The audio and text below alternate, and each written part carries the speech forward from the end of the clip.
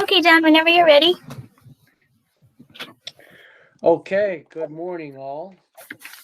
We will call to order the Economic Development, Historical Preservation, and Environmental Conservation Committee on March 5th, 2021. And Ms. Robertson, would you like to take roll? I see Denise, Councilwoman McGraw, Here. Attorney Paul Briggs, Here. Town Historian Dennis Brennan, Here. Chairman of the CAC Dart Strayer, Here. Planning Board Chairman Kevin Walsh, Here. Dan Faminsky, Here. Ryan Backus, Here. Jean Fody, Here. Isma Alam, Good morning. Here. Josh Hawley, Good morning. Matt Yeddo, Morning. Supervisor Syed, Morning. and Chairman Delarada. Yes, thank you. I think that's And it everybody. looks like the first thing we have on are the minutes of February 5th. And if we have a motion, I'll make a motion to approve those, even though I will abstain. Do we have a second? I'll second. All in favor? Aye. Aye. But maybe easier is any opposed. That carries unanimously with my abstention because I missed some of last meeting. And Ms. Robertson, it is all yours. Thanks, John. So, I didn't receive any comments from the public or anybody who wanted to participate in the meeting this morning. And for the COVID-19 updates, I just wanted to let you know that I'd say half of my staff so far has gotten their second shot. And the remaining people who elected to be vaccinated will be getting their shots shortly. So I think that we'll be in really good shape to open up to the public on March 15th. We're very excited to be back to 100%. Obviously, we're still going to maintain all our social distancing and our masks and everything. But I think given that we should be good, and hopefully that'll improve our service a little bit because there'll be better communication. So we're fully expecting to be at 100% here in a little bit less than 2 weeks. So that's very exciting. And hopefully that'll be a good service to the public as well. If anybody has any questions, very appreciative of all the work that the town did to be able to make that happen. The resolutions, I still have the resolution to set planning fees. I've been looking at that. I actually think our fees are pretty comparable to the city of Schenectady. So I've been looking at other towns, like for instance, Malta and other places where our fees are definitely way lower. So I'm just gathering a couple good comparables and then I'll set a sheet out. I have been working on that, so I do think that it's doable for the end of this month. So that's not in your packet because I just have been looking at comparables right now, but I will have a plan for you guys by the end of the month, I should think. Laura, yeah. can I ask certain thing? We budgeted according to a certain fee schedule in 2021 budget. So Correct. I will send it to you again, so you can just look at that. Okay, Matt, that's super helpful. I don't think we budgeted for increasing the planning fees. I think we budgeted for increasing the building fees, which we've done already. So this would be in addition to what we budgeted, but yes, that's always super helpful, and go ahead and send that to me. The second thing is we adopted the vacant home registration code, and that needs fees as well. And obviously it's way better. We've talked about this all the time to not have fees in the code. So the fees were to be set by resolution. So Elena did a little bit of research on fees, and we had talked about this before. We would like for them to be escalating based on the time that the building has been vacant. And so I think these are very similar to what we budgeted for. The first year, the vacant residential properties would be registered at $500. And then every subsequent year, it would increase by another $500. So like if they were 4 years vacant, they would be paying a $2,000 registration fee For commercial properties, and I think this is fairly standard for registration as well, it goes by square footage. So under 5,000 square feet would be $1,000 a year. 5,000 to 10,000 square feet would be $2,000 a year. And then 10,000 to over 10,000 square feet would be $2,500 a year for being vacant. So hopefully that'll encourage these properties to be turned over more quickly, taken care of, rehabilitated, and will help. How will we collect that, Laura? Is that something we can put on the tax roll? Well, yes. So, I mean, we had talked about this before. The ones that are owned by banks are typically like the ones that are registered by New York State, because New York State passed that law to register the zombie homes. And so banks do that, and those ones, and they're kind of aware that towns collect vacant registration fees. So I think those ones are the ones that will be able to collect in a timely fashion. The ones that'll be more difficult to collect are the ones that are in a state or, don't have an easy person. They're in foreclosure, but they don't really have an owner yet.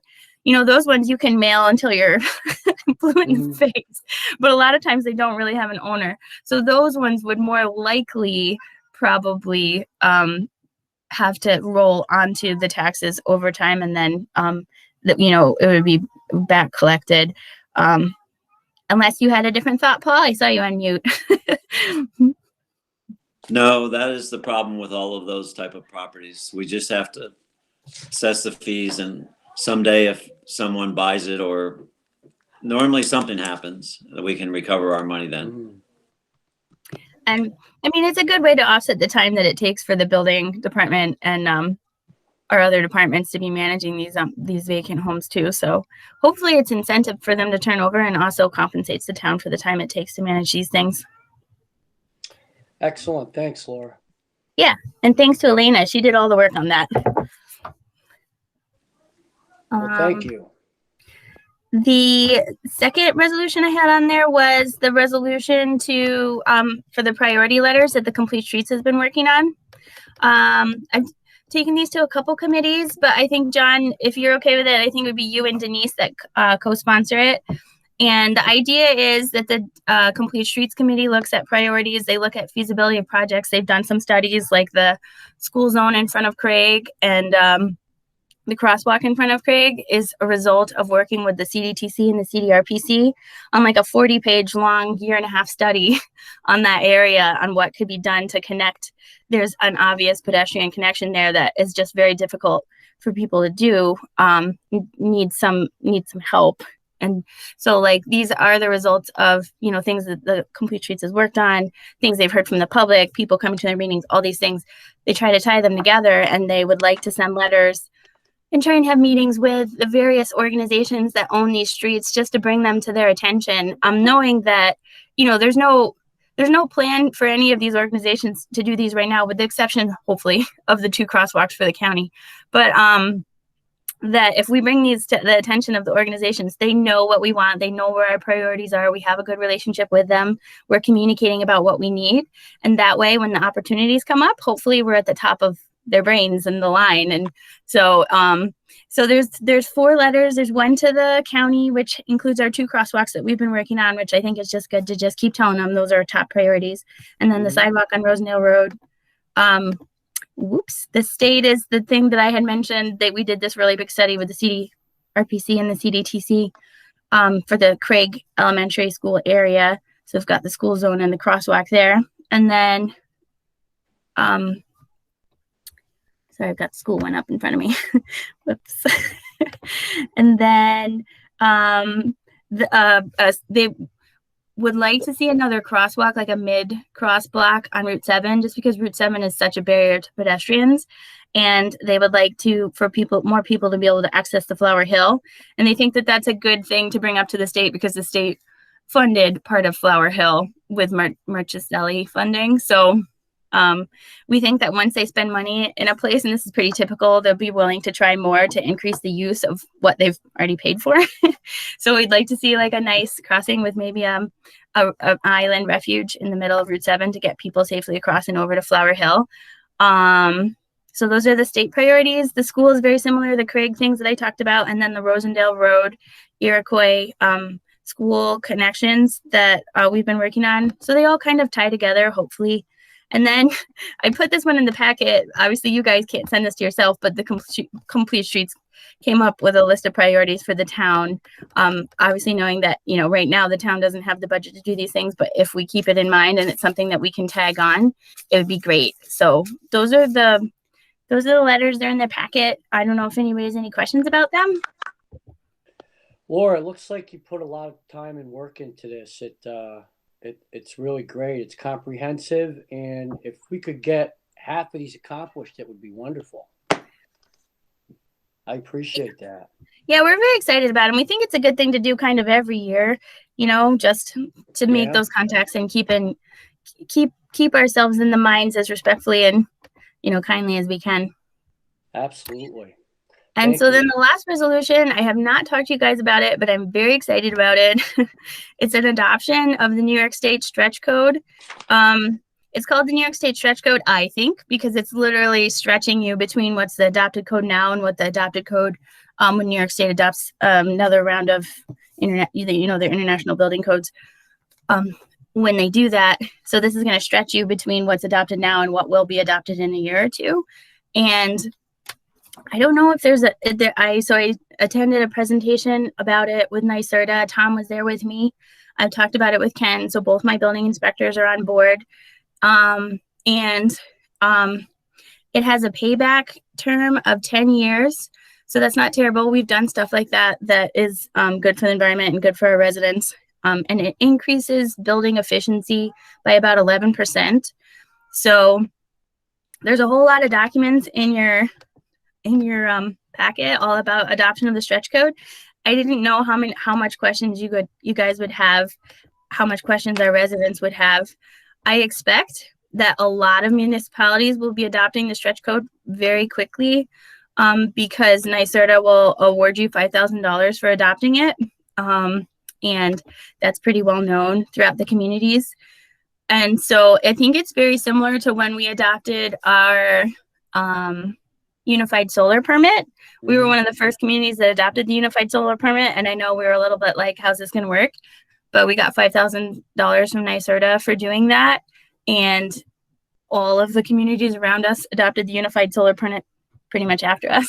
And it's hard to find a place now that doesn't have the unified solar permit. So I think that would be very true of the stretch code going forward. And it's a first come, first served basis. And they've already got the model resolution for it.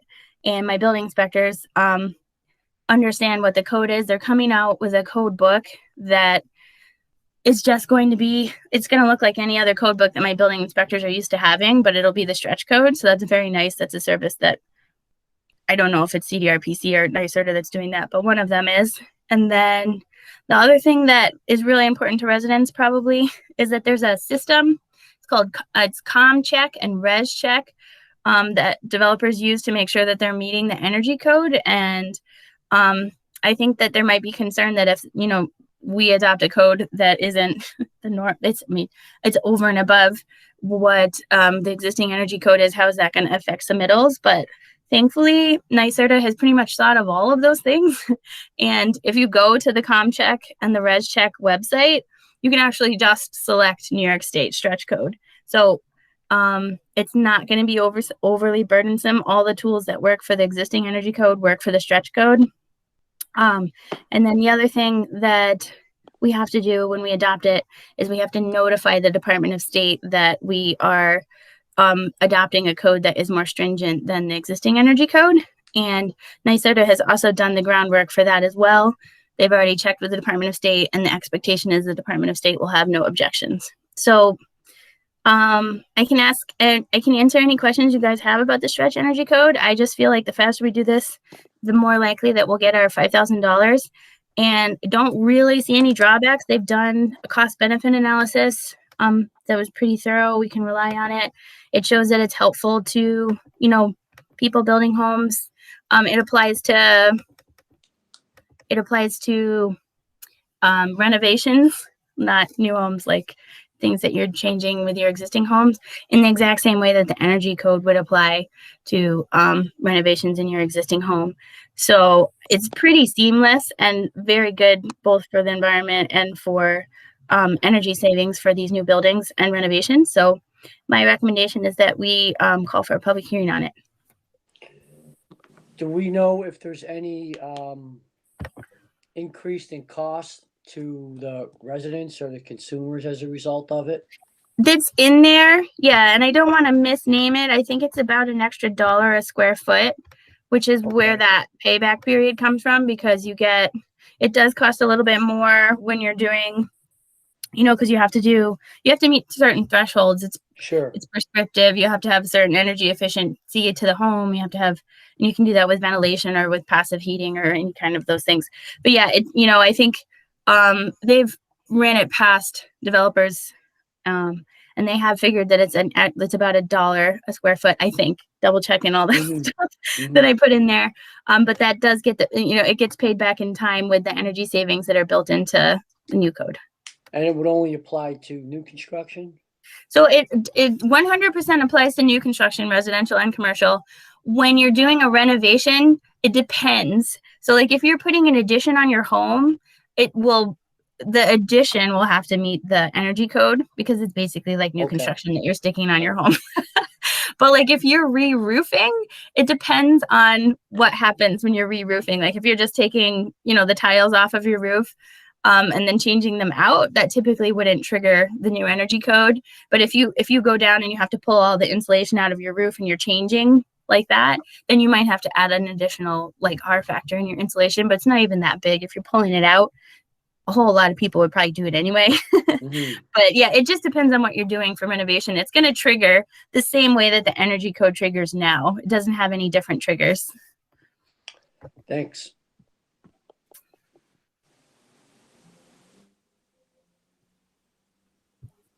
Okay, so I'm really excited about that one. Take a look at those materials, and if you have any questions or hear any questions, let me know.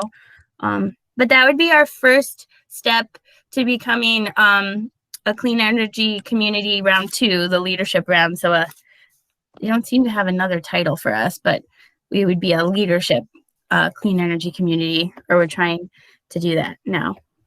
And I've looked at, and Laura, I've looked at that, John. Up to more grant money? Yeah, I'm gonna start chipping away at it. This one would give us $5,000. And the goal, but isn't there a goal still at the end of the road, or did we already meet that? No, there's a new one. If we do everything, it adds up to another $100,000. So there's these $5,000 increments, and then a $75,000 award. But we're quite a ways from that goal. This would be our first. Yeah. This would be the first one. Yeah, because it came out like a couple weeks ago. Thank you. Sorry about that, Paul. Yeah, John, I've looked at this real quickly for Laura, and it's certainly the way that we should go. At a minimum, we need to call a public hearing so that the community can take a look at it and have their input. And you did erase one of the concerns I had about, well, will this highly impact the cost of construction? And Laura's right. It's a very good document. They've done their homework, and with anything, there's a payback. Putting in the better furnace or the. So I'm recommending that at a minimum we address it and get it moving forward with it. Yeah, I think it sounds like a great idea, and it keeps us moving forward for the clean energy community. So yeah, I'm all for it, as long as it's not a great burden to our residents, but it doesn't seem like it is. Thanks, Laura. So when would we have the hearing? So we have the model resolution, and my recommendation is that we adopt it just the way that NYSERDA did, because all of the expert stuff that they've set out for our community, like the reg check and the com check and the books and all that, they're for the code to be adopted and not modified. And that seems fine to me. Like I checked with my guys, that's fine. The only reason that you would want to modify that is if you like lived on the top of a mountain and your snow loading was just way heavier than everybody else's or whatever. So I would think that we could call for a public hearing with the model ordinance for the end of this month because we already have it. Okay, great. Thank you.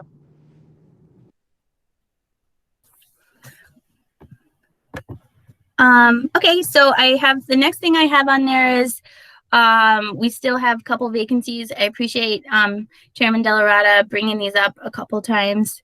Maybe do some more email blasts. I have 2 CAC, 3 Climate Smart Task Force, and 3 Architectural Review Board. So like I'll probably just get with you guys on an email blast for, I'm thinking maybe just honing in on one board at a time. And then just seeing if we can fill those. I'll just keep them on until we get them filled. I don't have any spots right now. I like the idea of one board at a time. Yeah. So whichever one you want to do first, if you want to try to draft something up and then we can look at it. Okay. I'll Terrific. see if I can do that starting next. I'll Yeah, probably. I know. When you get to it, I put it on the Okay, good. pile, or just tell me what you want. Just tell me what you want, and I can get it done. So I try every once in a while to lighten the load instead of adding to it. So just let me know. Okay. Thank you. Thank you. And my updates for the Knott Street area improvement progress are that we're working on the options to share with the public. I think I briefly mentioned this at the Highway Committee meeting, but I had a really long discussion with our engineers about Via Del Mar. The only ideas that they really came up with for Via Del Mar are creating it to be one way, and they really won't recommend that without data because it's really what comes when you're going to do a road trigger like that. It would be a town board action firstly, and you would want to make sure that that was data driven, that you see that there's a change in volume enough to trigger that it really should be a one-way road. So I think that all the work that they've done up until now on this is great, and like we said, we can keep it all and we have it all designed, which is great. But they wouldn't be able to recommend or stamp or really, be wholeheartedly behind any of these treatments without understanding what the existing data is and then how it changes. And that would be the trigger for if you ever wanted to do treatments for Via Del Mar. And so I reached out to the police. I know it's not perfect, but we don't really have any traffic counts on Via Del Mar. So the best thing to do is just get what we have before the county starts their project. So the police have put out some volume counters for me on Via Del Mar very kindly, and we'll get that data and get it over to the engineers and collect it as we need.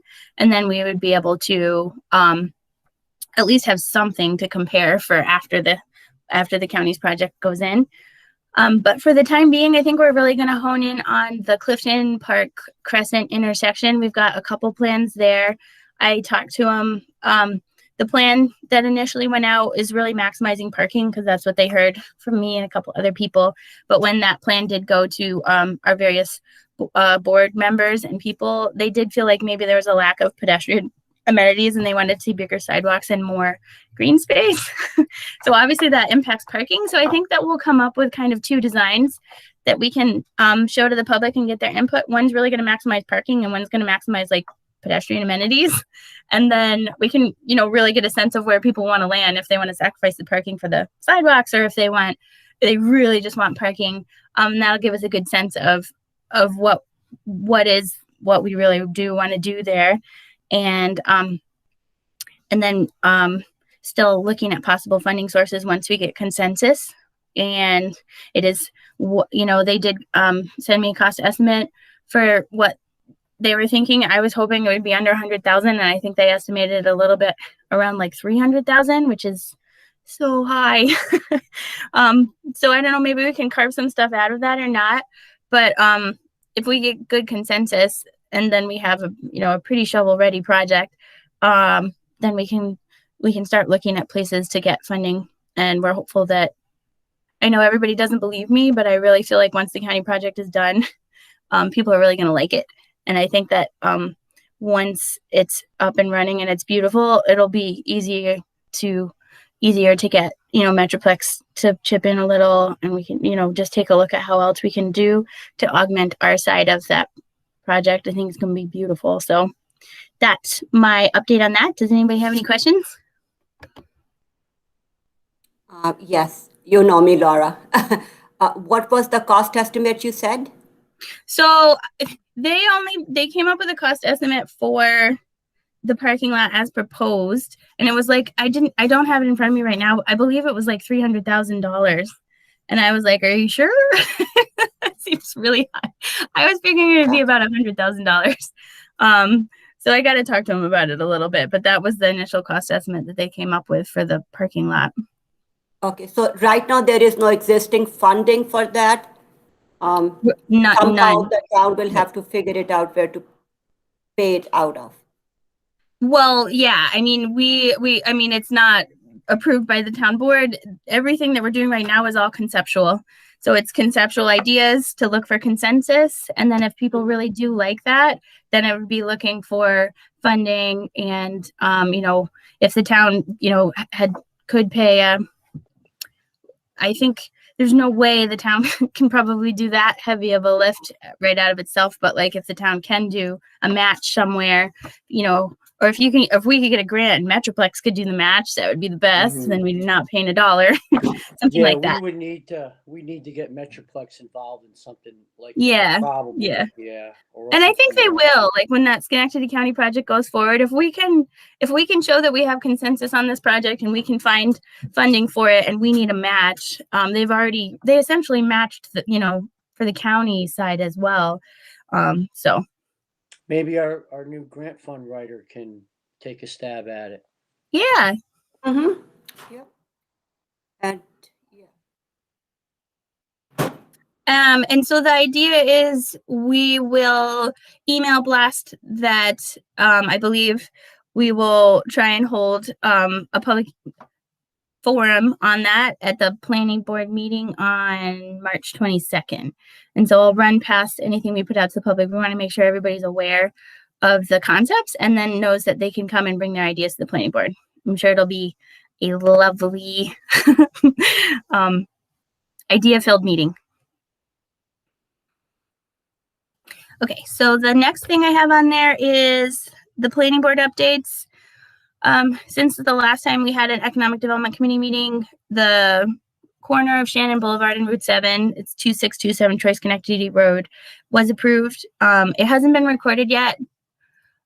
Joel Bezoin is working on a couple things, but that did get approved. The tree council's been out there. They've looked at a couple trees, saving. The residents have, I think, generally spoken that they would still love to keep it forest, but they do appreciate all the work that the planning board and town board and developer did with them to try and mitigate a lot of their concerns. So Kelt's farm has been kind of quiet.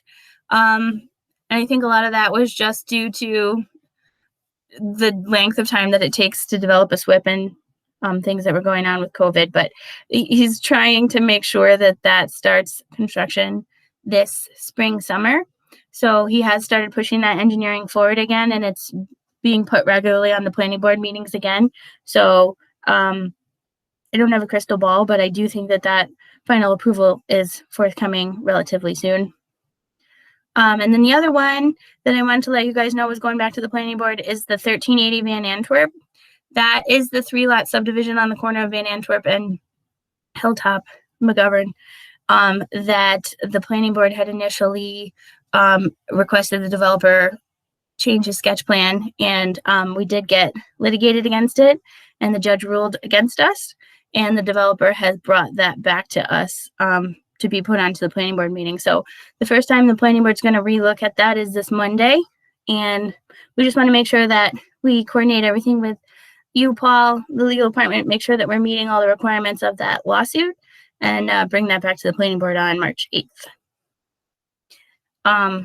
CVS, I mentioned this to you guys at the last Economic Development Committee meeting, is working on minute clinics, and they did propose one for the town of Niskayuna. I wanted to make sure I was very clear with them that if they needed emergency approval to do anything related to COVID vaccines, that they were 100% allowed to do that. And they could, essentially build and then, back build. But they wrote in an email that the Minute Clinic is really not related to COVID.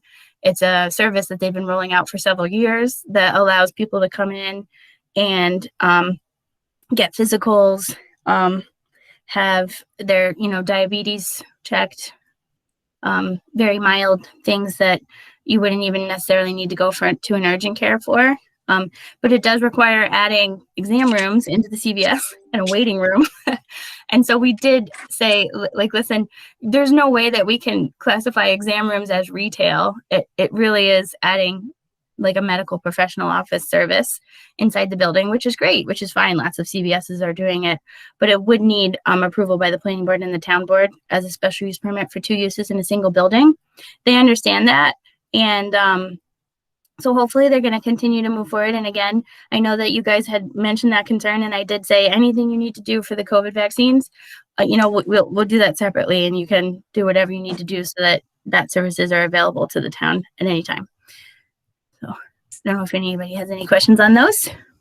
Okay, I've that's heard- fantastic, Laura, because you know what my concern was, right? That Yeah. we look like the town that's prohibiting people from getting the COVID vaccine. So you have told them if they're ready, which I can't tell if they are, they can move forward on COVID vaccines, and then all of this other exam room and stuff would be a separate Yeah. initiative. Even if they Okay. needed an exam room for COVID, I said, we can separate out whatever you need now. You can build it, and then we'll do the approvals backward. Okay. But they said that this really does not relate to their ability to do the vaccine. It's a separate thing for them. Great. That wall. Is there a I just different wanted to file? clarify that. Thank you. Hmm. Because Walgreens Is also Rite Aid. So a Rite Aid file? and you also got it under Dollar Tree. So the zoning board has 5 cases scheduled for February. They've been busy. They had 7 last month. Wait for the shopping. For grants update, we had a good meeting yesterday with the finance department. We have a new grant writer, which is very exciting. We're going to try and transition some of the existing grants to finance to help get those closed out and get reimbursement. And the other thing that I had for the grants update is that for one of the grants, I have a $3,000 change order request for Weston and Sampson. I have to double check. I think that this is one that I can approve and just have to notify you guys. But I can send it around. I don't think I included it in the packet, but I can send it around for you guys to take a look at. It's a little bit harder and it's taking a little bit more work to do the crossing on St. Joseph's. And we had said that we need to get the county on board with it, and we've been asking the county for a meeting. And one of the things that we think might help with the county is to try and reconfigure that parking lot, because if you go, there's St. Joseph's, there's the road into the residential area on the one side, and then there's kind of like an impromptu parking that actually is fairly regularly parked in by people. But it's going to be difficult to do a crosswalk and have no landing. You don't want to put a crosswalk and put people in a parking lot there with no control over how the cars are pulling in and out. So we're thinking that it might help when we meet with the county to do an additional design there to reconfigure that parking lot so that there's a safe place for the pedestrians to land on that side, and that the cars have a way of pulling in and out and not parking on the bike path and all those kind of things. So that's what that change order is all about. I want to have the meeting with the county to make sure that we can convince them that all is well. But then I think that that's probably reasonable. It's well within the type of engineering that we needed for these grant services before. And I am not on my agenda anymore. Complete streets, again, the priority letters. Thank you guys for taking a look at those. And then I just wanted to let you guys know that the survey that went out was very successful. I said this before, it was not as successful as the chicken survey, but I think we got 250 responses, or 350, which is a lot. And it was a long survey. It took 9 minutes to complete, and we got 100% completion rate, which is pretty amazing. And everybody who filled out the survey pretty much put what some of their priorities were at the end. So that's very exciting. It's a lot of data for us to sort through, and we're kind of dividing up the questions so that we can sort through all the data. We want to really look at what people's priorities were, sort them, rank them, see how they've compared over time with our priorities, see if we're missing stuff, and then get that evaluation with all that input So we really thank everybody for taking the time to do that survey. It's very helpful to us. It'll help guide us when we're doing our priorities in the future, and it'll help guide places where we can do demonstration projects and things. We've had a couple people come to our meetings. We had a person from Wyoming Wyoming. Not sure what the last part of that road is, but and he feels like him and his neighbors would be very appreciative of a demonstration project. So that's very exciting because the Complete Streets Committee really wants to do demonstration projects where people want them. We think that would probably work better. And so if he's currently reaching out to his neighborhood to see if they're interested in a demonstration project, and then we're hoping that the Capital District Transportation Committee is going to roll out their capital, what is the name of that? They do a little program where you can get a couple $1,000s to run demonstration projects. And we've typically been very successful at those. So we're hoping that that's all going to line up and we'll be able to do something over there. We also heard from a resident over on the intersection of Old River Road and Rosendale Road, where the county is currently putting a big improvement project over there. They had 3 options that they recently put to the public. One of them was a stop controlled intersection, one of them was a stoplight, and one of them was a roundabout. It was a really interesting presentation. I had a chance to listen to it. We ran it past the Complete Streets Committee. Definitely looks like the roundabout is the best choice. But the one thing that Complete Streets did obviously notice, and this was one of the things that the resident brought up, is that there isn't any way for a pedestrian to walk through that traffic circle.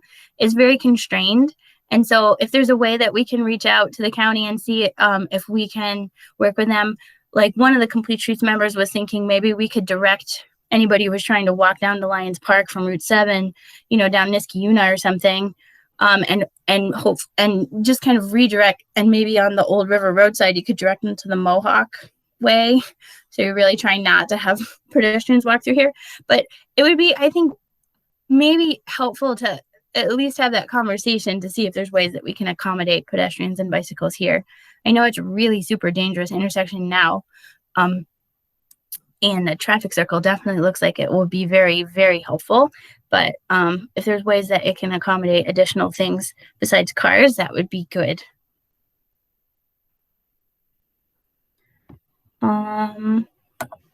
So those were the things that happened at Complete Streets. Tree Council, also very busy. Scheduled Arbor Day, April 24th at the Senior Center. I just have to coordinate the logistics of that with the police, but it sounded like the Senior Center was going to be a fun and cool place. It's still going to be a drive-through because it's still very early, in the hopefully COVID recovery period. But we've ordered our trees. We're thinking that the Senior Center will allow cars to stack in a lot longer way, and that we can have logistically a faster way to give out trees. So, but we're thinking we'd do a similar thing where we'll give them little bags, little take-home Arbor Day kits, and because that seemed to be very successful last year. And so we're really excited about that. We just have to pick out the big tree that we want to plant for Arbor Day, and we also want to plant it in that area, so hopefully people could drive by the big tree and then pick up their little trees on their way home. So hopefully, John, you can start announcing Arbor Day at all your committee reports. And then we're still working on the master plan meeting, the Botanic Park sign, and the Vincenzo area street trees. We're still doing all those things as well. Arbor Day is kind of taking over right now, though. So it will be like last year, the drive-through? Yeah. Mm-hmm. Okay.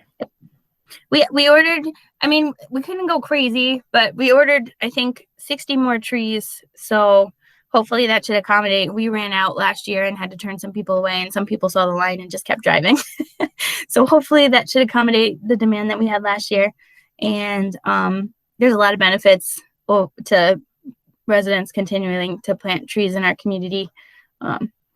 And I think we're going to focus this year on what the benefits, what the money benefits are to planting these trees, because there are it is a real value both to individuals and the town to have these trees planted. So the Conservation Advisory Council's starting to ramp up the biodiversity initiative.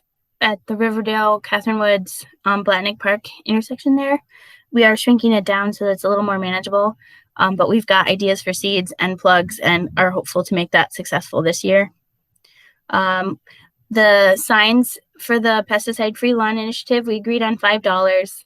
I just think that that's the easiest for us to collect, and it probably still doesn't quite cover, all the costs but it'll be good. And we're going to roll that program out with an email blast on March 21st, the first day of spring, and hopefully get a bunch of people really excited about a pesticide-free lawn.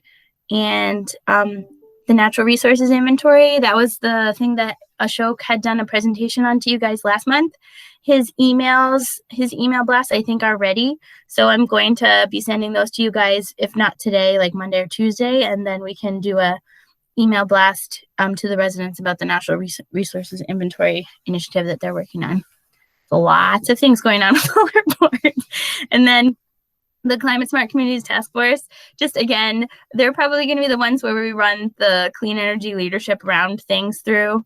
So the adoption of the stretch code, which we already talked about, is going to be like the first thing that we can do for this leadership round.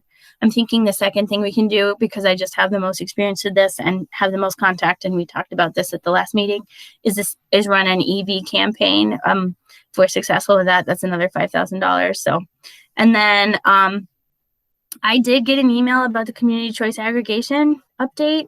I meant to check with Ismat to see, I know I forwarded you on as a contact. Did you also get an email recently adding your email to their community choice aggregation outreach? Laura, I did not. I was just going to ask you that question. Okay. So I'll follow up with them to make sure that you're on there. I just got it. Okay. It might be a different set of people that are doing emails now.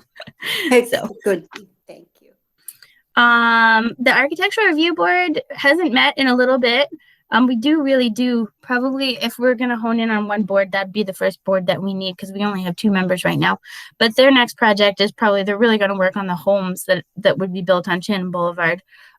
Work with those people to make sure that they're very in harmony with the neighborhood, because that was one of the main concerns that we heard from residents, besides the trees going down. So I would expect that that's going to be something that will keep them busy for a little bit.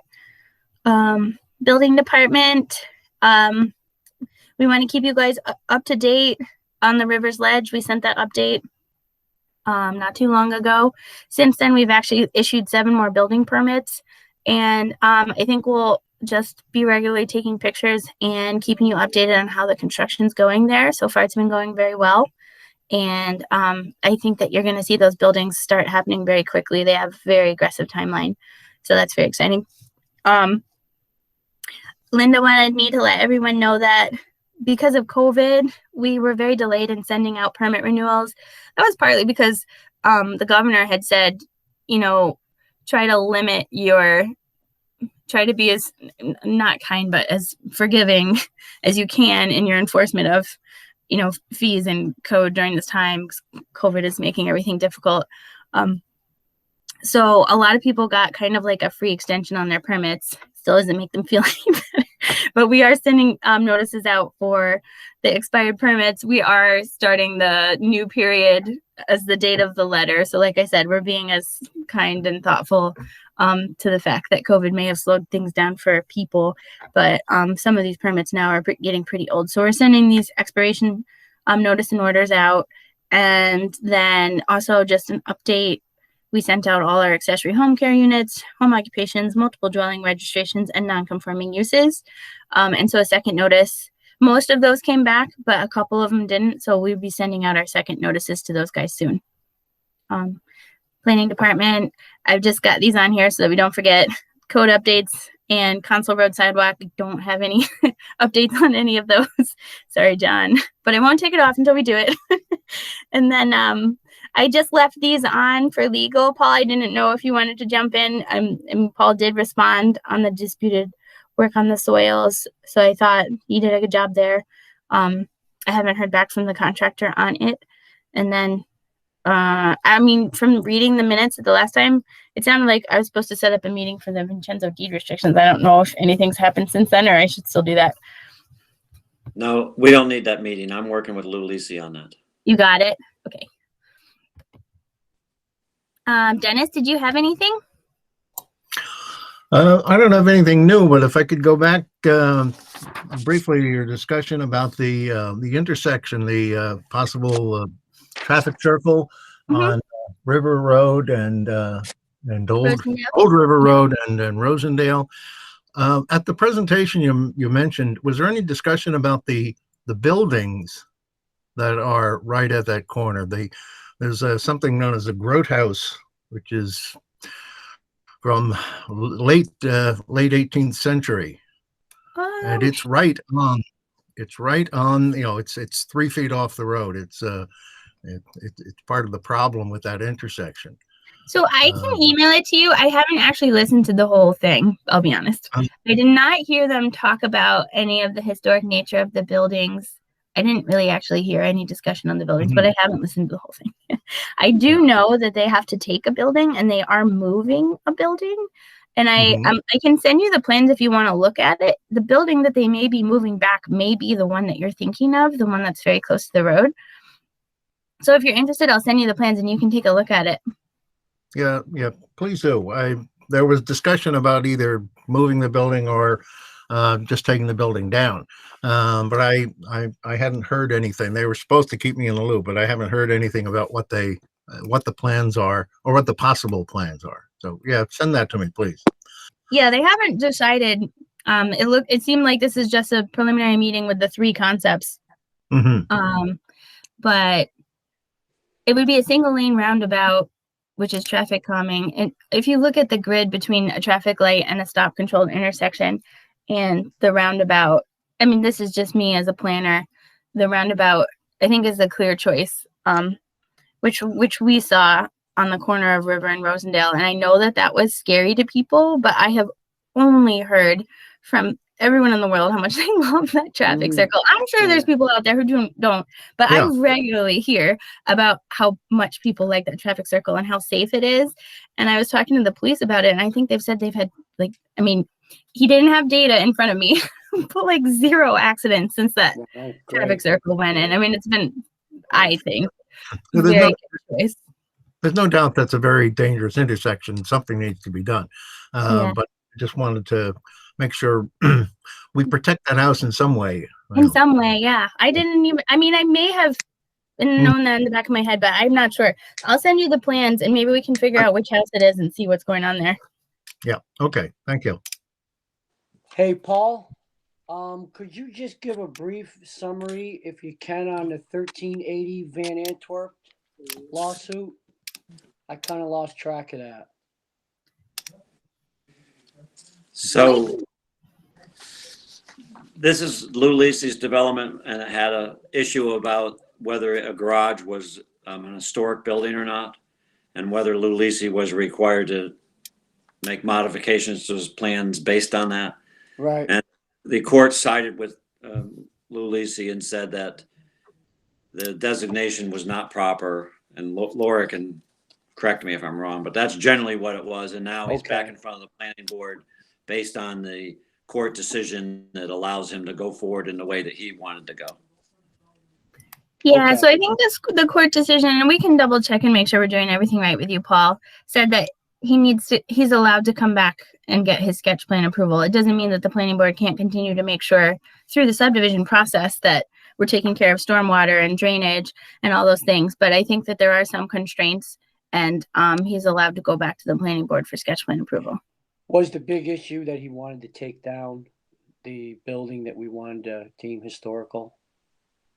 I'm just summarizing. I think the case that we brought was that it was not just the building. It was kind of the whole function of that it was the original farmhouse and it had a house and a carriage house and it had grounds, and that the density that you were putting there was compromising the historic character of that whole thing. And I think the planning board really wanted to see less density and more protection of that area. And the developer, took his case to the court and the court did side with him. So we have to, take what the court Yeah. direction was to us, and then take what we, are allowed to do as a planning board, with the stormwater and all those things, and then, go forward. Okay. And John, I'll go back over the decision. I wasn't involved in that. That was Rob Hess. But I'll be sure I'll review the decision to make sure that as Laura says, we have certain requirements now. I'll make sure that everything's done properly. But I'm a little sketchy on the whole issue because I didn't handle it. But I'll be up to speed by Monday. Yeah, No I was worries. gonna Thanks, tell you, John, you're probably blindsiding him because I don't even think I told him that was. Oh, no kidding. Sorry, Paul. Yeah, Well, thank Laura's right there. I just read the decision again the other day to prepare for the Monday meeting, and it's really the whole site, the whole neighborhood entrance to the neighborhood, and the historic value of the whole site, including the garage. I think where we left off, he was proposing to actually move and save the garage, but I'm not sure what the latest plans are. I don't know if that was just discussion or whether it was actually on the plans or not. But we'll pick up where we left off and try to have a good project and save as many trees as we can over there. Well, thank you. Is there anything else for the good of the order? Seeing that, I will make a motion to adjourn.